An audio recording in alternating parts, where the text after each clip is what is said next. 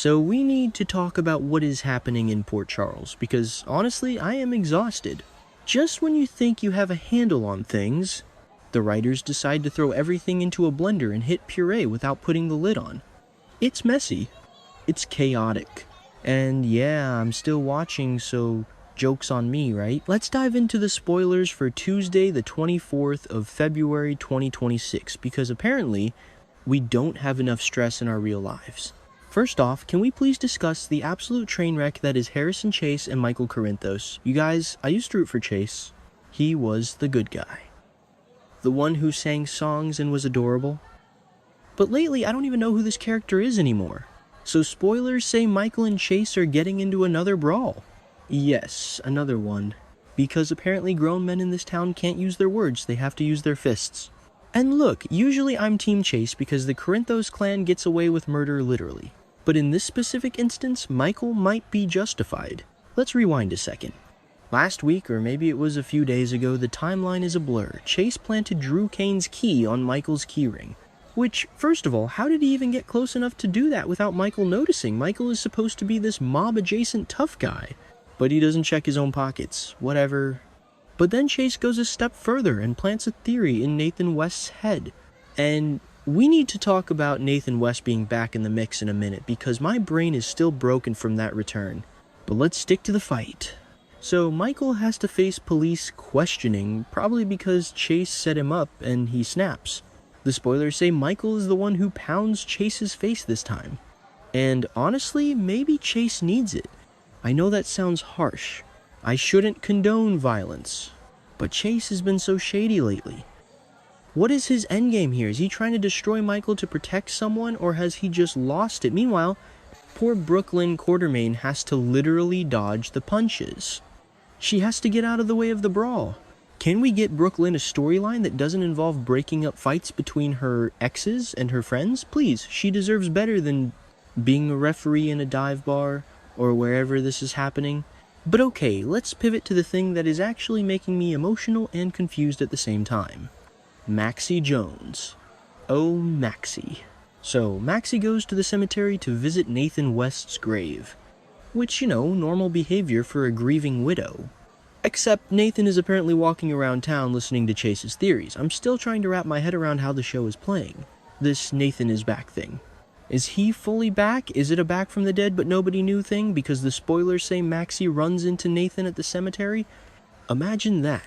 You go to visit your dead husband's grave and he's standing there. And she is not prepared. I mean, who would be? The spoilers say she's overwhelmed when Nathan asks her what that means for them. Like, excuse me, sir, you've been gone for years.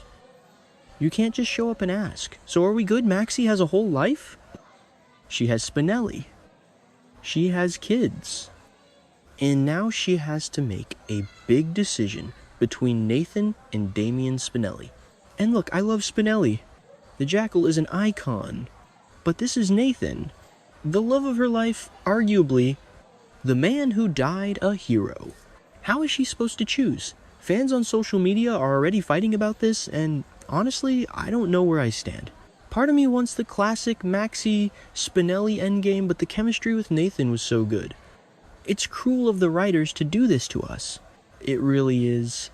And the spoiler notes say it might take Maxie a while to decide. Yeah, no kidding. Take your time, girl. Don't let these men rush you. Then we have the Isaiah Gannon situation. Remember him, he's been kind of hovering on the periphery, but now he's trying to smooth things over with Portia Robinson's daughter. I'm assuming this is Trina, right? Unless Portia has a secret daughter I forgot about, which, knowing this show, is entirely possible. But let's assume it's Trina. Isaiah doesn't want friction. Well, good luck with that.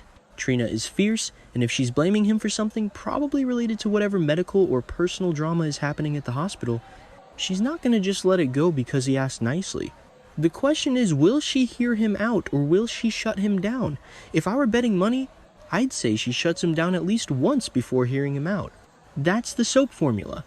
And speaking of the hospital and legal messes, let's talk about the Port Charles Police Department. Or maybe the DA's office. It's all the same people anyway. Justine Turner is on a warpath.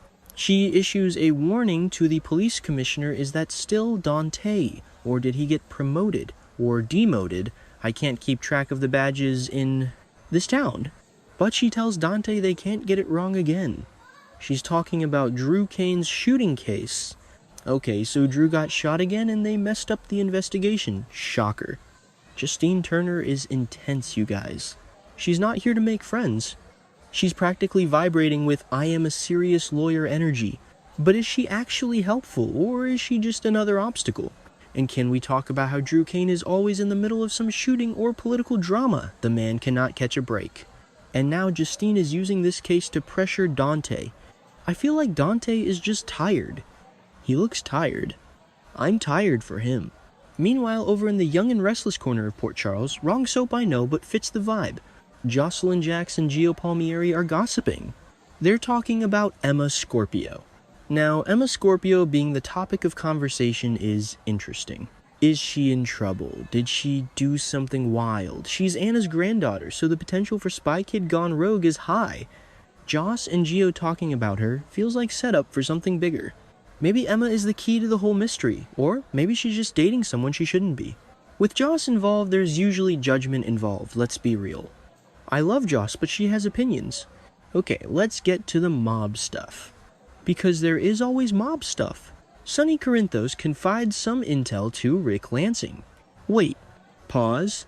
Sonny is trusting Rick. Rick, I kept your wife in a panic room, Lansing. Rick, I am constantly plotting against you, Lansing. Since when are they besties again? I know they go through cycles of hating each other and tolerating each other, but confiding intel, that seems risky, Sonny. Even for you. What is this intel? Is it about Sidwell? It has to be about Sidwell. Speaking of Sidwell, Jens Sidwell. This guy, he is everywhere right now. The spoilers say Laura Collins holds a press conference, which sounds very mayoral and responsible of her. But then, twist. She has to back down. Why? Because Sidwell issues a demand. This makes my blood boil. Laura is the mayor. She's Luke Spencer's soulmate, R.I.P. Or not, who knows. She took down the Cassadines. And now she's being bullied by Sidwell. I hate it. But I also kind of love it because Jeannie Francis plays conflicted and backed into a corner so well. You just know she's seething behind that podium. What does Sidwell have on her? Is it the thing with the photos? It's probably the photos. Ugh. Sidwell is such a slimy villain. He's not even fun slimy like Early Valentin. He's just stressful. And then there's Jason Morgan. Stone Cold himself. Director Ross Cullum has some questions for Jason. Ross Cullum, the WSB guy, right, the one working with Sidwell. So we have the WSB bad guys questioning Jason, good guy, criminal. It's all very Spy Games, which I guess fits the 2026 vibe. But here is the kicker. Later, Jason discusses options with Britt Westbourne. Britt Westbourne. The Britch. I am still not over the fact that she is alive in this storyline. I know I should accept it and move on, but her death was so traumatic. And now she's here discussing options with Jason. Are they back to being the Jason and Britt team? Because if they are, I might forgive the writers for the rest of the nonsense. Their chemistry was one of the few bright spots a few years ago. If Jason is going to Britt for help, it means he trusts her. And if he trusts her, maybe they can take down Sidwell and Cullum together. Can you imagine a Jason-Britt takedown of the WSB bad guys? I would watch that movie. But then we have Lucas Jones. Poor, sweet, often forgotten Lucas. The spoilers say he finds out shocking information. Oh no. Lucas finding out things never ends well for Lucas. And it says this information could put him in danger. Of course it could. Lucas is a doctor. He should be safe in the hospital, but in Port Charles, the hospital is statistically the most dangerous place on Earth. What did he find out? Does it connect to the Drew Kane shooting, or maybe the Nathan West mystery? If Lucas gets hurt, I swear we riot. He's the only normal person left in that family. So let's recap the recap. Michael is punching Chase, and I'm kinda here for it. Maxie is staring at a very much alive Nathan, and having a panic attack valid. Laura is getting bullied by Sidwell at a press conference. Rude. Jason and Britt are plotting yes. And Sonny is talking to Rick, which is just a ticking time bomb. What were the writers thinking with this Chase-Michael feud, though? It feels so forced. They were friends. They were barely friends, but they were allies. Now Chase is planting keys and gaslighting Nathan. It's like they did a character transplant on him. Unless, is Chase being mind-controlled? It's GH, so I can't rule out a tarot card or a microchip. Maybe that's the twist. And I'm still stuck on the Maxie thing. It sounds like it might take Maxie a while before she makes a final decision. You think? If my dead husband showed up while I was dating my other ex, I'd need a retreat.